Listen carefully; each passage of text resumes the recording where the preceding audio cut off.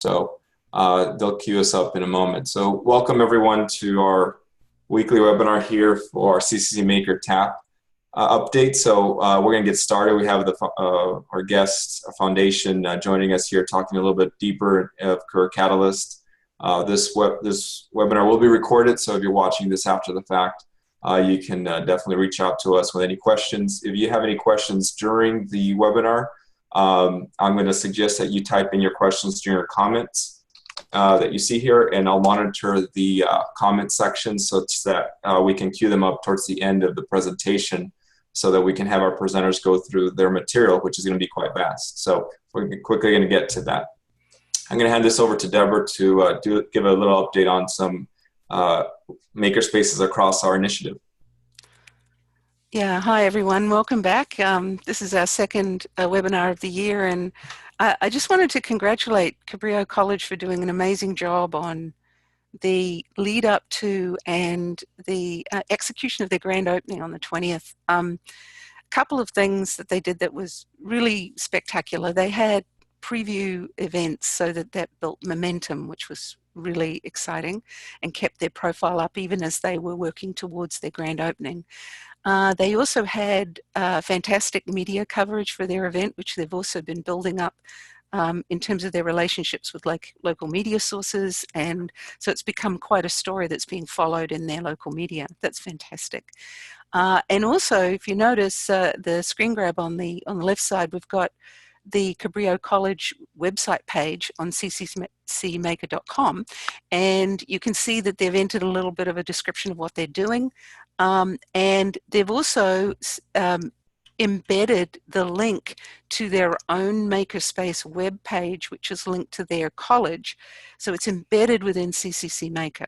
So that's a really nice way. If you've already got a web page or if you have other resources, you can put links into it from your CCC Maker page.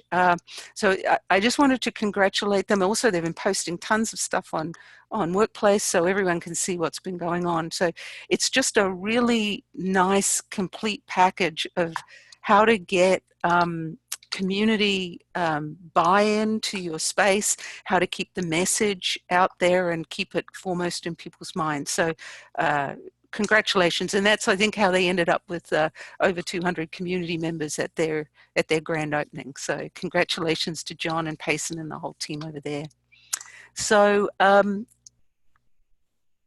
Salomon. We'll go to the next slide. Yeah.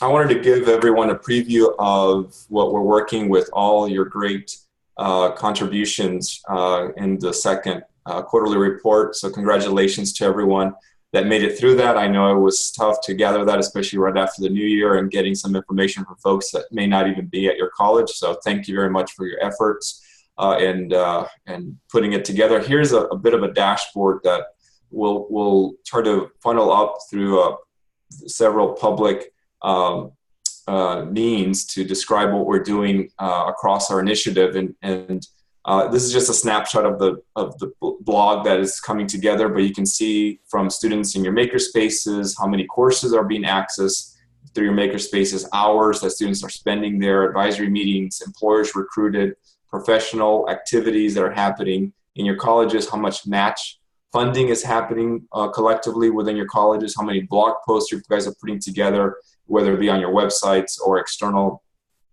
contributions in your social media, how many faculty are being engaged with your makerspaces and badges being produced, how many connections across your ecosystems you're developing, as well as how many internships we're accomplishing. And you can see that's one of the numbers that we're hoping to grow over the next year and a half. We're trying to reach 800. So I know that's why we're here in this particular webinar. As you can see the overall pictures, and I'm going to quickly just show you these other ones that are a little bit more granular that will be sent out more for internal communications. Similar data, as you see here, maybe sorted out a little bit differently so that we can do some comparisons across our initiative with students being recruited and versus trained versus being in pre-training and versus the internship number. So this is the way that we can gauge our efforts and how they're developing the outcomes that we're looking to obtain. So you'll see something like this as well as a dashboard. And finally, there's one that I'm working together for every single one that submitted information. This is going to be a particular dashboard for a particular college that I'm going to be sending out as a PDF for you as an image. And it will look like, oops, I think it's advancing here on its own here. Oh, sorry. It's a dashboard that looks, that's the data that you submitted, and we'll be sending this out individually to talk about how you're doing and what help you may be of necessity and helping you out through these efforts. But the idea is that the numbers that you're submitting are meant to help develop action and outcomes and seeing how they're developing across your initiative and your development there. So you'll be seeing this from me for your particular college, and hopefully we'll be working through that together. All right, so that's a little bit of an update with your quarterly reports and dashboards. Yeah, and just, another plug for Workplace. I've been adding people as they've requested a membership in particular groups online. So the use of Workplace is increasing. But remember, we're going to be moving all of our resources to Workplace, so and using that more than email in the future. So it's really important that you start actively using the site, log on every day and check and see what's coming on. And feel free to post your links to your activities, your blog posts, social media, and questions, and start conversations with a particular project or a question or an area of interest that you might like to discuss with other people. And, as we saw earlier with Cabrillo College, fantastic job of linking websites and keeping information current. I would suggest that, we've seen a number of the college pages still aren't updated. And at this point, it's really important to get those pages with some information on them, your Kumu map, an excerpt from your proposal that summarizes the approach that you're taking, those kinds of things. And links to other relevant items. Some people are using their Kumu map link, etc. Just remember that's the primary way that people are going to learn about our initiative. And Karen, our communications maestro, has been tracking our social media and website usage, and we're seeing that people are logging into the website literally from all over the world. So this is a really important way to showcase the initiative as a whole and also to promote the work of your individual college. One of the other projects we're working on, as you know, is developing a guidebook for colleges to develop their own makerspaces. And so we're asking for people to send in their photos to this Dropbox link so that we can start populating the guidebook with images of your process. So once again, this is another really good way for you to promote your work from your college and to show how your best practices and what you've learned from this process can be instrumental in helping others in the state develop their own makerspaces. So thanks. That's it. Upcoming events, these are we mentioned these last week. In a couple of weeks, there's a linked learning convention in Orange County. Glendale Community College is sending a team of volunteers on the 13th to man an area of their pop-up makerspace at the convention. It's a 5,000 square foot space. We're still just because Glendale's going doesn't mean no one else can. If you have volunteers that want to go, if you want to participate, please let us know and we'll make sure you get the details. We've been working on the symposia plans, and the Glendale Community College Work-Based Learning Symposia on the 16th of March is taking shape. We'll have guest speakers from workforce development. We're going to showcase some of the colleges that are doing, that are leading the way with work-based learning. And we have a lot of interactive work for people who are joining to discuss how their work is progressing and to get information and guidance on the work. So there's a lot going on with that one that I think is very timely. And then at Folsom Lake in April, we're looking at making across the the curriculum, and that'll be a really interesting day where we start to look at curriculum in multiple different ways, through an academic lens, through interdisciplinary collaboration, and creative ways of thinking about both formal and informal curriculum. So, and of course, the Regional Maker Fair that College of the Canyons, Allen Hancock and Moorpark are putting together in late April is coming along. I have to say I'm really impressed by the way these guys are working together. It's a very strong regional presence, and it's exactly the kind of outcome that we were hoping to see from the CCC Maker community. So colleges working together and leveraging each other's efforts to create a really, I think, high-profile event for the region. So thanks for that. Okay. Cool. All right. So get more into our event today.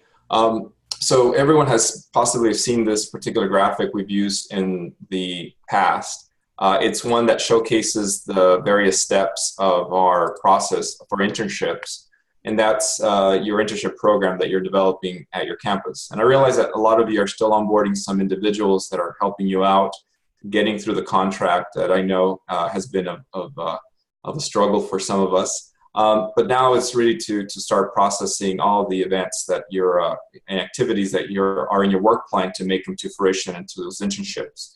Now, right now, ideally, you would have already maybe initiated a recruitment of employers, and recruitment of students, which require a lot of activities, a lot of outreach processes, some marketing, possibly developing your own logos, events that some of you have developed, in any ways to engage with these individuals. Onboarding employers we talked about the worksite evaluation a while back, and we'll dive a little bit deeper on the worksite agreement as well, which those two could be happening even before the internship itself. For students, a lot of you are doing great activities at your makerspaces, preparing them throughout your courses or even throughout your operations that you're currently doing. Now, the internship development and the internship preparation, that is one that gets a little bit deeper in terms of what are students learning within your internships? What are they going to get out of that event? Now, that takes probably a little bit more thinking and more collaboration with your employers, such that you get actually a benefit for your students. But really, what we're talking today is that placement piece, that actual placement of the student and what it takes to actually put them in the employer side and get them paid. That's what Career Catalyst is really going to help you with. So that's what we're going to get into. And then later on, we'll talk about the assessment process in future webinars and evaluation of your internships. So in the next slide that I'm going to try to get into here, there's some links. Now, these links are all going to be in the Git book that everyone should have access to. I'm also going to put them in webinar at the moment. So if you actually want to access a lot of this information, I'm going to just dump all those links onto your chat box that you can open up and follow us through. There's some echo that we're hearing from... Yes, I'm sorry. Every time I unmute Renee, the echo comes back. Okay. And their other call is from the phone, and I can't unmute that.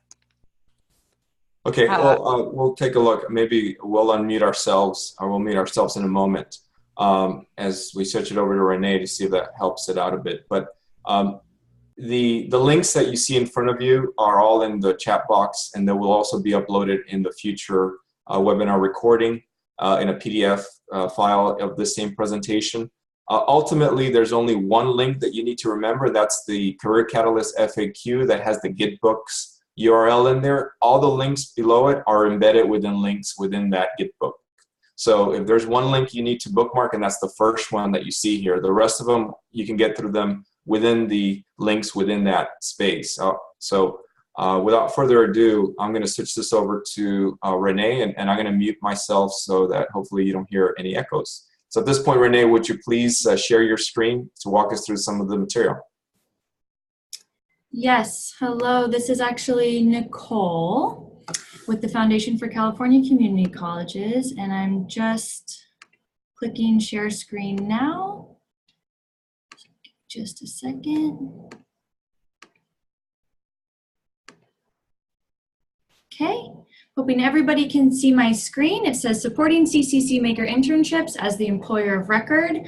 Again, good afternoon, everybody. Thanks for joining us. This is Nicole Scholes, and I have my colleague Renee Montoya with me. We are with the Foundation for California Community Colleges, and hopefully it's not news to you that we will be serving as the employer of record for the CCC Maker internship. So we're super excited to kick the project off. At the end of last year, we had a webinar, or joined your webinar, and had sort of a broad overview of the process. And so our goal today is really to dive into that process and show you sort of step by step what you'll need to do to get your students onboarded onto our payroll, get them paid on time. So our agenda for the day is to reiterate our role at the foundation and sort of just basically the role that we'll be playing in the process.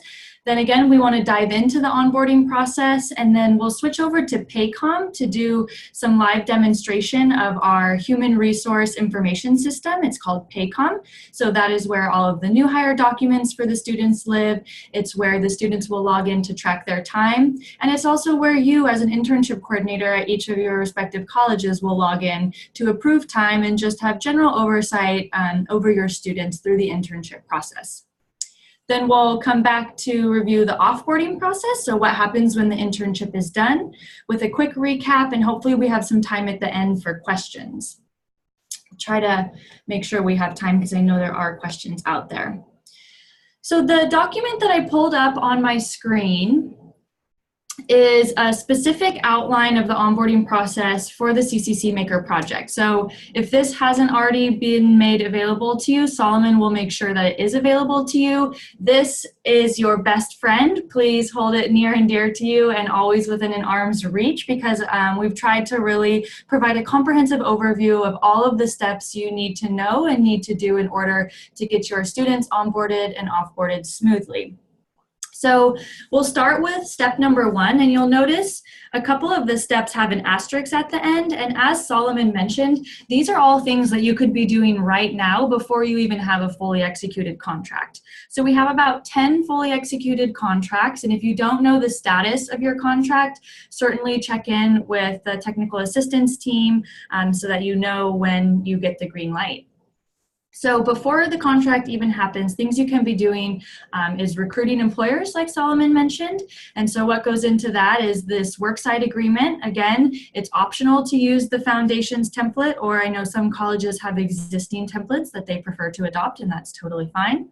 And then completing the worksite evaluation, so making sure it's a safe place to work. And again, we've provided a form as a recommendation that Solomon put into that online form, so you're welcome to use that or your own.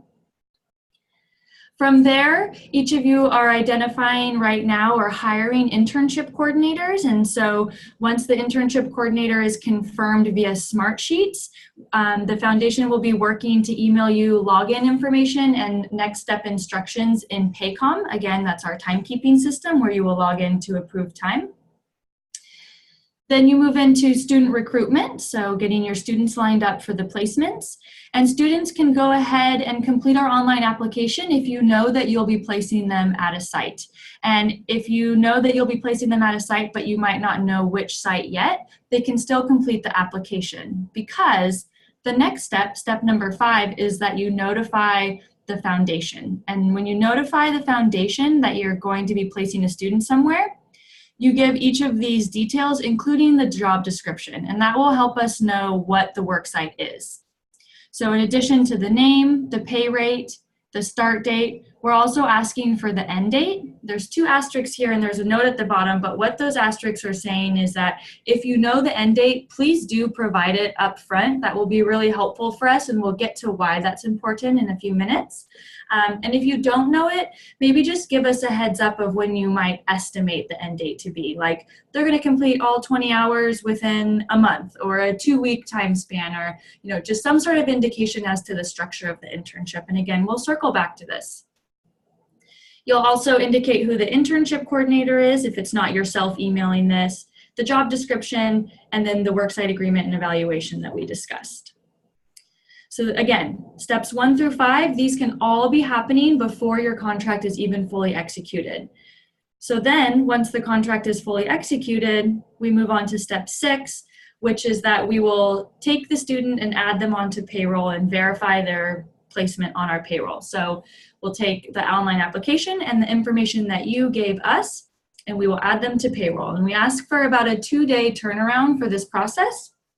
And once that process happens, we will email the student all of their timekeeping instructions, how to fill out their timesheet, when timesheets are due, which is on the pay period calendar, and we'll CC you just so that you know that they got the information and you're able to answer questions as well, should they have questions about that information.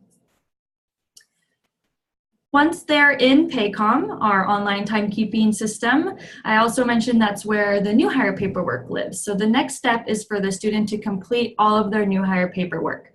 And it's done electronically. They don't have to print anything if they don't want to.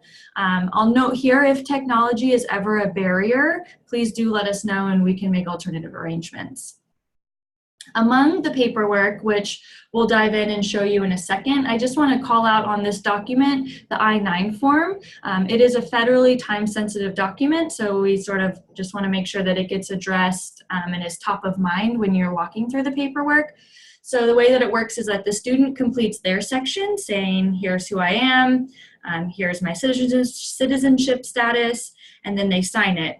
And then you'll see step 8 is that there's actually one step for the internship coordinator in the paperwork process as well, and that is section 2 of the I-9, where they actually verify hard copy right to work documents from the student, enter that document information into Paycom, and save it there. Once that happens, the student can begin work, and we dive into just general timekeeping every other week. So our pay periods are 2 weeks in length, so they will complete a timesheet every other week or every day or every other day, depending on what you coach them as best practice. And again, if the internship is less than 2 weeks, we do ask that they complete their timesheet within the first week and project hours. Reason being, if we know their final day, we need to have a final paycheck in hand on their last day. So if it's going to be a really short turnaround, please do let us know when you notify us that you're making a placement. And after that, we'll either mail the check, or there's a note here that says direct deposit is available if the internship is longer than 2 weeks, because usually it takes about a pay period for direct deposit to go into effect. So if it's less than 2 weeks, likely direct deposit won't be made available. We'll just send them a paper check. Okay, I'm going to pause there, and I'm going to hand it over to Renee Montoya, who's going to walk you through Paycom. Again, Paycom is our online timekeeping system where all of the new hire documents live. We're going to give you a quick overview of what the timesheet looks like and also what the new hire paperwork looks like. Hi, everyone. So I'm logged in as Jane Test, who's our test subject, who this is what the profile for the students would look like with the exception of the benefits icon. So what we're going to go through today is the web timesheet as well as where the documents are housed. So just a brief look at where the documents are. You can find them either on the main page with this documents and tasks icon, or you can go to the sidebar and go to documents and tasks and then go into my documents. So if you go into my documents, she has already completed all her documents, so her I-9 is waiting to be done by the supervisor. But these are all the documents that she will be completing. So on their first day, she can go in, he or she can go in and complete all these documents. If there's any questions about any one of these documents, feel free to give me a call and I can walk them through it or answer any questions. The W-4 is complete. However, when you complete the W-4, so this one is complete. However, at the top of the page when you're completing it, it will give you a link to go to the IRS website. And it also has additional information to help walk you through how to do deductions. So now we're going to go to the web timesheet. And again, I'm going to go to the sidebar, select web timesheet. And this is what a web timesheet looks like for a student. So right now we're in the current pay period. Current pay period is always listed up here. Then we have 2 weeks. And then we have where they would add the punches. So add punch or add punch pair. So I'm just going to briefly show you how to add a 4-hour day. So you just select the day. So the end time was 8 a.m. And then you just add the punch.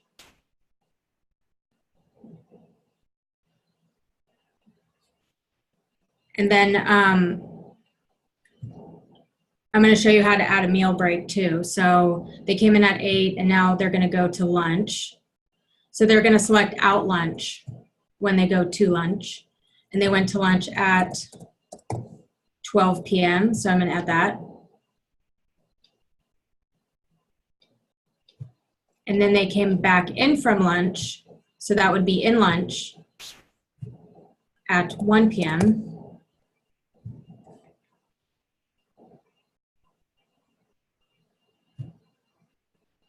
And then they left for the day at 5 p.m.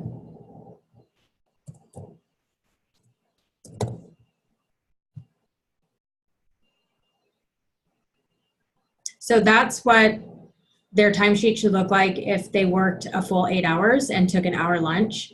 They also have the option, if they don't have a lunch, to just put in 4 hours. So that's what a timesheet will look like. When they're done, at the end of the pay period, they approve their timesheet. And you want to make sure that they approve it up till the end of the pay period, which is Saturday. So our pay periods run Sunday through Saturday. So even if they don't work Saturday, I do recommend best practice is to approve it up till Saturday. So I'm going to approve it up till Saturday. And once approved, Paycom will refresh and then it'll be yellow. And then it's approved by the student, as you can see here. So that's what a web timesheet looks like. That's where the documents are housed for the student. And now I'm going to log out and show you where the I-9 is housed for the supervisor. And while she does that, this is Nicole, I just want to reiterate on the timesheet piece. When setting up the internships and structuring their work schedule with the worksite and the student, it's really important to remember that if the student is working more than 5 hours, California labor law requires that they take a 30-minute unpaid meal break. They do have the option in Paycom to waive their meal break, but only if they're working 6 hours at most. So just keep that in mind. It will remind you on the timesheet if you clock more than 6 hours and don't take a meal break, or if you clock 6 hours and don't take a meal break, asking you to waive it. So there are helpful hints along the way, but just keep that in mind when you're developing the internship schedules. Thank you, Nicole. We're going to go into, from the main page, when you log in as a user, your page might be a little bit different. I have a little bit more access, so I have more icons. So the first thing you're going to go to is Document and Task Management. You select that. And again, this will be in the steps. This is also in the steps of our new hire document that Nicole previously showed you. Once you do Document and Task Management, you go to Task Management, Dashboard. And then you should only see the available names that you have access to, or students. So I'm going to search for Jane Test, select their name, and then it shows right here for the I-9 that I need to start it. So you just select the green button to start, select OK, and it takes you right to the I-9. So again, the great thing about this is that if you have any questions, one, you can feel free to call me, or if you want to take it upon yourself, there's instructions that link you to the USCIS website. So if you want to go to it and look at instructions, you can click the link and it gives you all the instructions, about 15 pages. So if you don't feel like reading that, please feel free to call me. It also gives you the I-9 handbook for employers. That is a very in-depth instruction for how to complete an I-9. I don't recommend that. So you would go and grab their 2 forms of documentation or 1 form of documentation. One form would be for list A, so it only gives you 1 option. So this would be something like a passport, which you can see right here. So passport or US passport card. You would fill out all the documentation information, then you go to the bottom, select their date of hire, click here to sign. It'll pop up that you need to have a signature, fill out all the information. Just so you are aware, location in our instructions is location 1. And as you would think it would be at the top, but it's not. You have to scroll all the way to the bottom, and then it inputs the foundation's information. So since we are the employer of record, it will be our address information. So that's if you want to do list A document. List B is for items such as a driver's license and a birth certificate or social security card. There are more options, as you can see, but that, I would say, ID card and driver's license are most widely used. So you would select both. So for this one, we're going to do driver's license and social security card. Again, enter in all the information, select their hire date, click here to sign. Again, it'll generate the signature and then go through all the motions with the location. When you're done, you update it and it's complete. So that is the I-9 form. It's pretty easy, but I know that it can be daunting because it is a federal document and it does house a lot of information. So we're going to go back to our PowerPoint.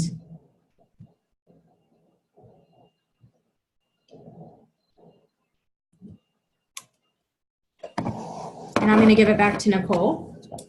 Thank you.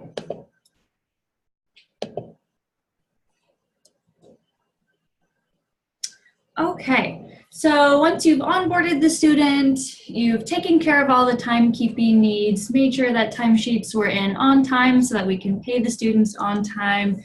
The next step we want to talk about is the offboarding process. And so I know that this will be a little bit unique to each of the colleges because some are really just the 20 hours, some are extending through the college's foundations or extending through the employer, and so there'll be differing circumstances, but the general process for offboarding someone from Career Catalyst is that you would give us the end date at the time of hire, like we mentioned, and then we really are asking for the internship coordinator's help in making sure that the student completes their final timesheet 3 days prior to their end date. And so I said we'd circle back to this, and so I want to spend some time here talking about why we ask that the timesheet is complete 3 days prior to the end date. It says that the student will need to project hours, and I know that makes some people uncomfortable, but it's really important that they do project hours and complete it 3 days prior to the end date, because the California labor law, again, all of these California labor laws, it does say that the final paycheck needs to be in the student's hands on their last day. So by giving us a 3-day window, we have the ability to write the check. That takes about a day, and then we have the ability in the window to mail the check, which takes about 2 days, depending on where you are around California. Sometimes 1 day, but at most 2 days. So that way, on the student's last day, they have their check in their hand. So sometimes this won't necessarily apply to people who are just doing the 40 hours or if you're extending it. So feel free to ask questions, and we realize that we'll have to be flexible, and this is a case-by-case basis depending on, when this happens and when you find out about the end date. But please just, open line of communication about when you think their end date will be and when you finally nail down that final date. And then just a quick recap about the service as a whole. Here are some of those important timing aspects and also labor law aspects that we want to just make sure we cover. So it takes about 5 days from the time that you send us the information to get them on payroll. So give yourself about a week's notice. It takes us 2 days to really turn it around. Another note that the I-9 is federally time sensitive, so please, please, please, please make sure that I-9 is completed by their first day. Payroll's processed bi-weekly. And just a quick note that, we are here to help you and here to answer your questions, and we will definitely get back to you within 24 hours, if not sooner.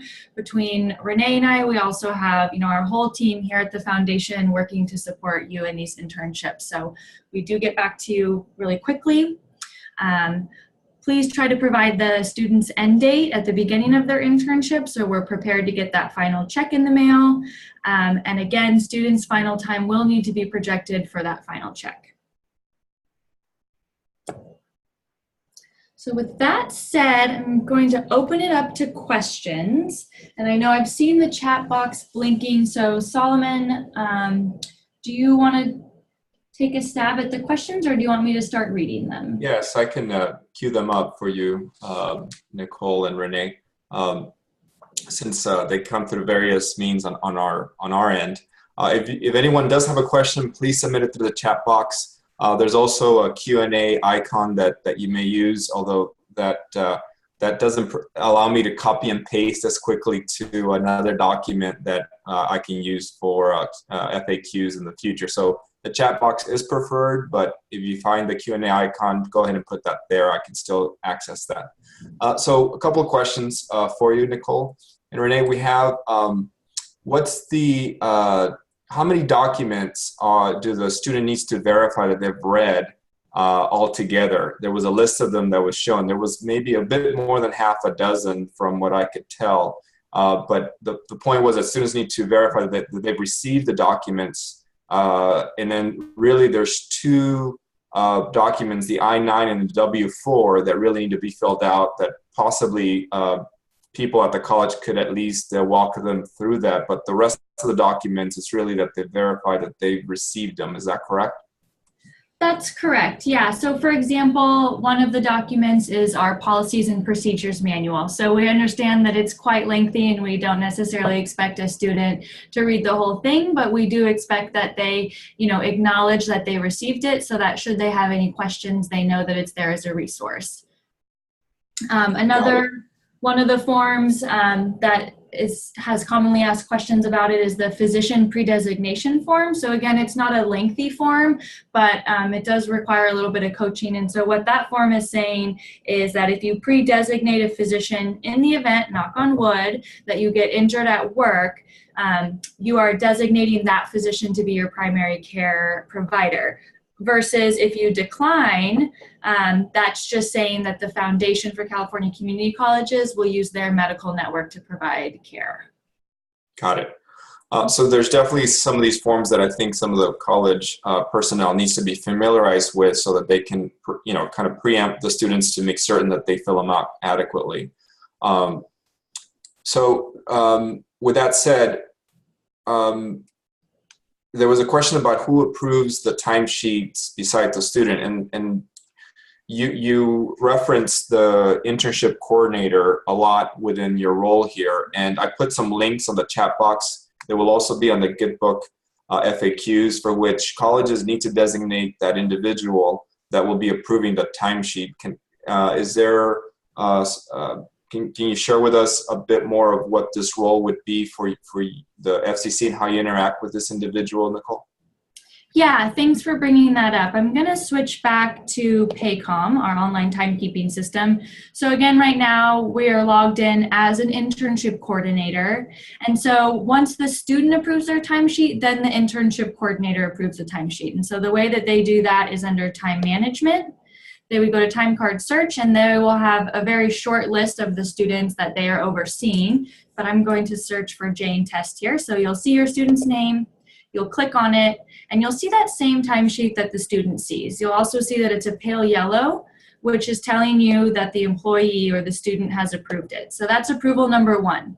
Once you confirm that everything looks good to go, then you approve it. And the way you approve it is similar to the student. You use this drop-down menu, click the approve date, and then it will turn this turquoise color. And again, at the bottom, your supervisor approval is listed. So if this is what your timesheet looks like, it's ready for payroll processing and we'll push it through. Right. So folks, please designate your internship coordinator at your campuses. There's a link I put not only in the checkbox, but you'll find it in other places such that we can give Renee and Nicole the list of individuals at your campuses who will be basically doing what they just showed here with approving the time cards as a timekeeper supervisor. And so the timekeeper supervisor that you see there at the bottom, as well as the internship coordinator, they're the synonymous in our processes here. Mm-hmm. And just a quick note here, if for whatever reason when you're reviewing the timesheet, there's an error and you'd like to make a change, you absolutely can. There's a couple different ways to do it. First, you need to delete your supervisor approval, because when you approve it and it's turquoise, it's locked from editing. So step one is to hit the little trash icon down here. That will unlock the timesheet. And then you'll see that you have editing ability. So if you want to delete an entire day, maybe they called in sick that day and didn't update their timesheet, you could delete the entire row. Or if, for example, you know that they didn't come in to work at 8, you can click on the punch itself and it will load these fields up here and you can change it. So maybe they came in at 8:30, for example, you can enter that here, click update punch and update their time card. Then just reapprove it and we're good to go. Got it. So definitely this role of internship coordinator with this timekeeping process needs to be highly engaged with the students and employers, communicating these time frames, correct?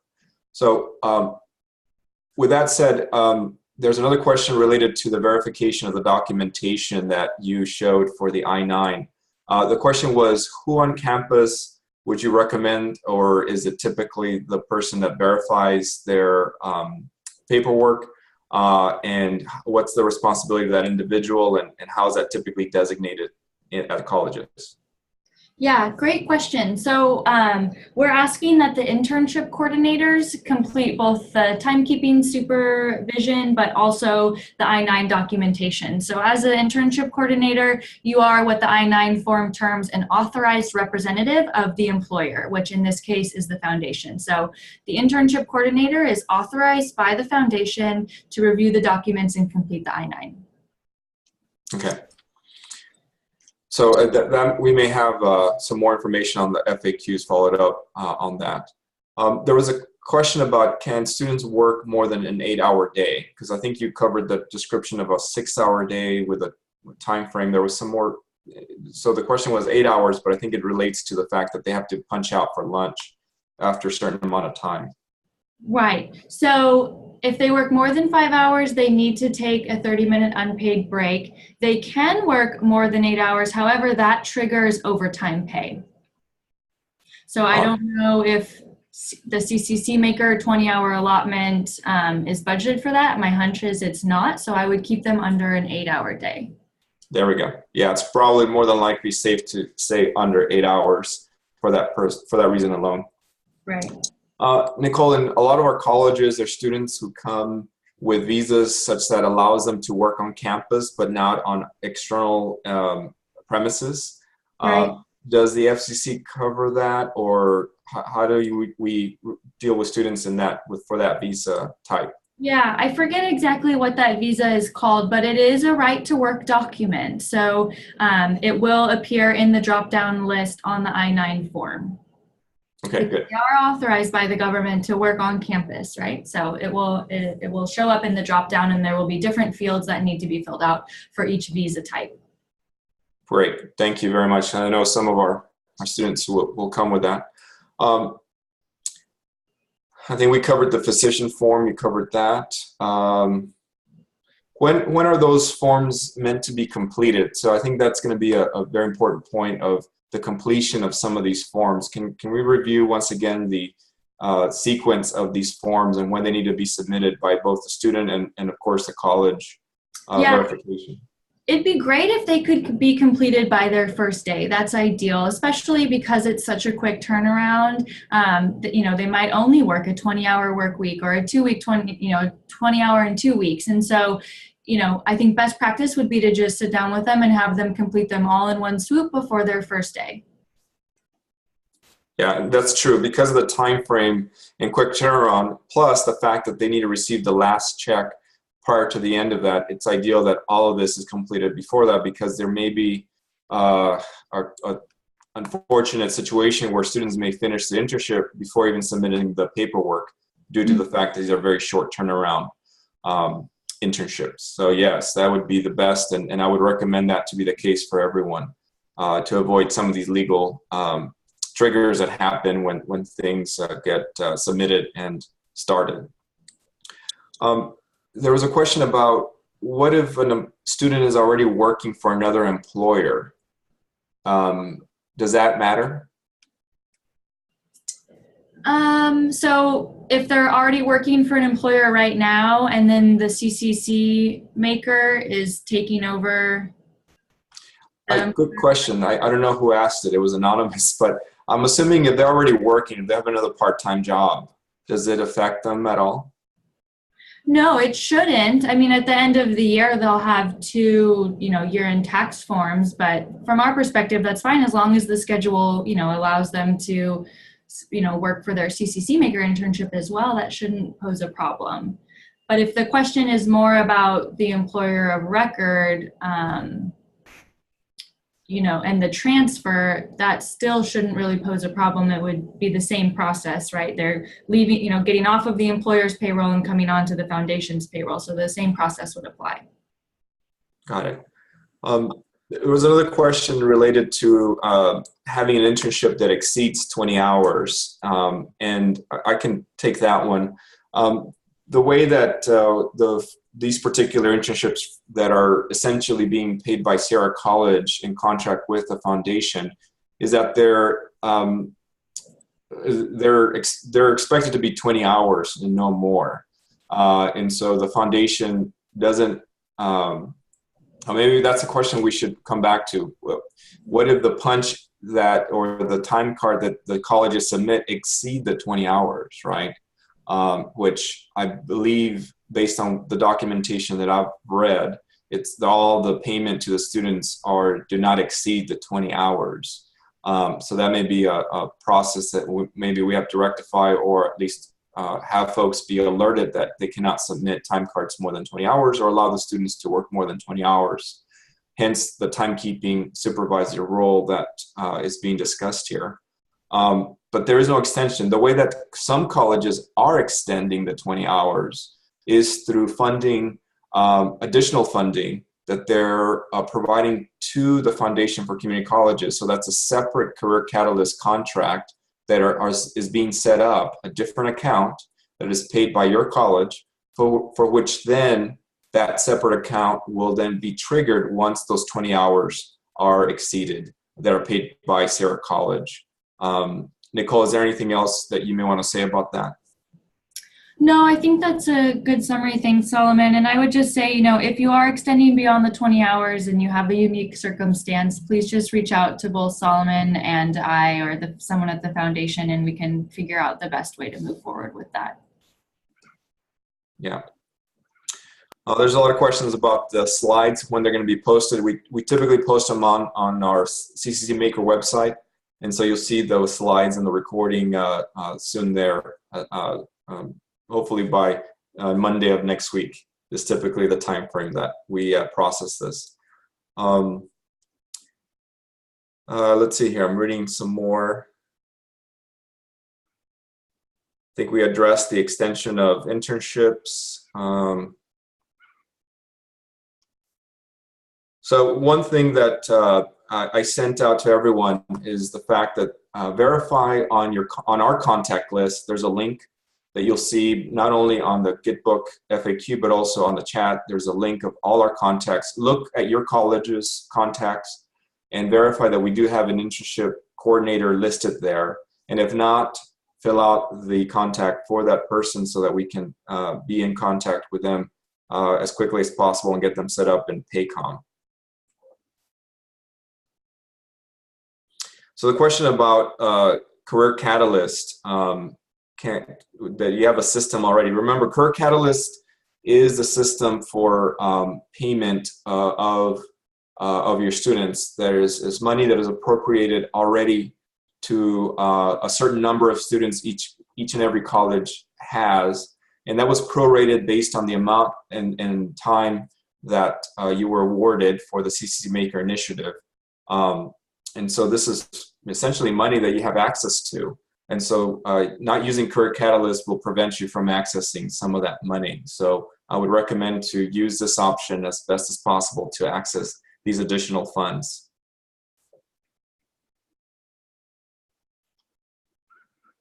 Yeah, there's no commingling with your award funding and with the foundations, because those are separate invoices, separate processes. So there's not a process of kind of crediting you for using funds that you already spent on your behalf and on your protocols to then pay through foundation funds. Those are separate contracts. They have separate invoices and line of accounts. So if you decided to use your funds to spend on some of your students for payment, you can still count them. You can still count them as a paid internship, yet it's not going to, you're not sort of following the money that's already been appropriated for this, which is the Career Catalyst contract. So I would recommend to switch over to this particular contract and use the funds that are available to you through this process.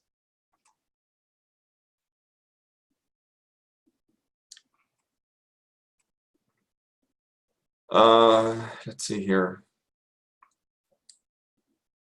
If you have any questions related to extending the 20 hours, that's a discussion between you and the foundation. Already a couple of colleges already had those meetings and discussions with them, so I would recommend to reach out to Nicole and Renee to discuss a separate contract if necessary between yourself and your college. What works best is campaign with your foundation, for which some sustainability is built in, where you can go out to an employer and have the employer provide essentially a gift to your foundation for a workforce development or work experience education type of campaign, for which then your foundation will then in turn contract with the Foundation for Community Colleges to appropriate some funds to that particular student that may be hired at that employer. It just can't be a quid pro quo. You can't, the employer can't say, here's the money for this student. It has to be, here's the money for your campaign, and for which then the foundation and yourselves decide how that money is spent. So reach out to Nicole and Renee regarding that for future considerations. Let's see here.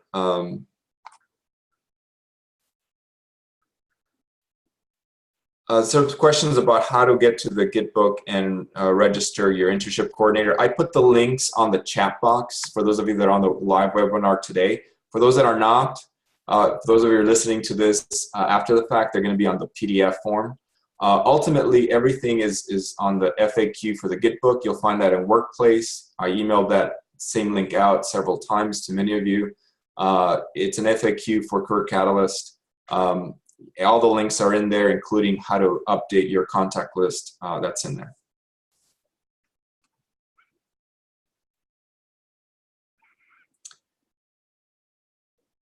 Yep. Okay, good. It looks like I got most of the questions in one form or another that came through. So if you have any further questions, please feel free to email us. This is, I know, is an ongoing process. It's evolving for a lot of you and your staff. So definitely, if there's some more discussion that you would like to have, reach out to myself and Deborah. We would like to help and talk to you and your staff. Some of you are just hiring new staff or don't even have them on board. So we may have to revisit some of this, which is totally acceptable. The point is to get everyone successfully situated and going with the right processes and protocols so that your students can get positions and placed and get paid for their great achievement of showing their skills and their know-how from your preparation. So I think with that said, we're going to finalize the Q&A section and thank our guests, Nicole Scholes and Renee Montoya, who have been gracious enough to put all this information together and a lot of the documents that you have access to through the links that you'll see. So thank you very much for attending this webinar. We'll be posting this soon enough, and reach out for further questions. So thank you once again, Nicole and Renee. Thank you, and we look forward to working with all of you. Thank you. Have a great day.